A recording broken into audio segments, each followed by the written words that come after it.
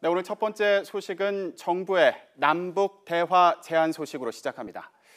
정부가 오늘 남북 군사 당국 회담과 또 이산가족 상봉을 위한 적십자 회담을 공식 제안했습니다. 문재인 대통령이 독일 베를린에서 밝힌 신한반도 평화 구상의 첫 번째 조치로 보입니다. 취재기자 연결합니다. 강정규 기자. 네, 국방부입니다. 네, 남북 군사 회담 언제 열자고 제안한 거죠? 네, 휴전협정 64주년을 엿새 앞둔 오는 21일 판문점에서 만나자고 했습니다. 오늘 오전 서주석 국방부 차관이 남북 군사회담을 북한에 공식 제안했는데요.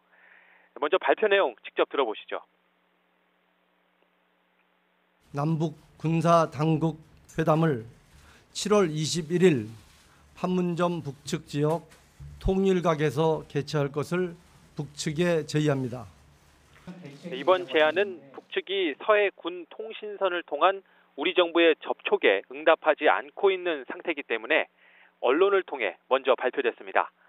지난 6일 군사분계선에서 남북 간 적대 행위를 중단하자는 문재인 대통령의 베를린 연설 이후에 나온 첫 번째 조치인데요. 국방부는 북측에 단절돼 있는 서해 군 통신선을 복원해 회신해 주기를 바란다며 긍정적인 호응을 기대한다고 덧붙였습니다. 다만 남북 간 중단해야 할 적대 행위의 범위나 회담 대표의 격등에 대해서는 남북이 추후 협의해 나가겠다며 구체적인 언급을 피했습니다. 북한이 우리 측 제안을 받아들이면 지난 2014년 10월 이후 거의 3년 만에 남북 군사회담이 성사되는 겁니다.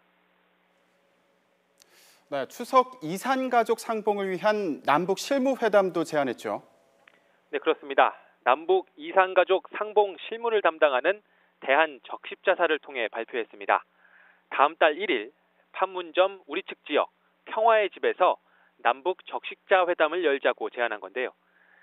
남북 14선언 10주년이자 추석이 겹치는 올해 10월 4일에 이산가족 상봉 행사 등 인도적 현안을 논의하기 위해 실무 협의를 하자는 겁니다. 우리 측에서는 김건준 대한적십자사 사무총장을 수석 대표로 3명이 나가게 될 것이라고 구체적으로 명시하기도 했습니다. 남북의 수많은 고령의 이산 가족들이 가족 상봉을 고대하고 있는 만큼 어떤 정치적 고려보다 우선돼야 한다며 판문점 남북 적십자 연락사무소를 통해 회신해 줄 것을 요청했습니다.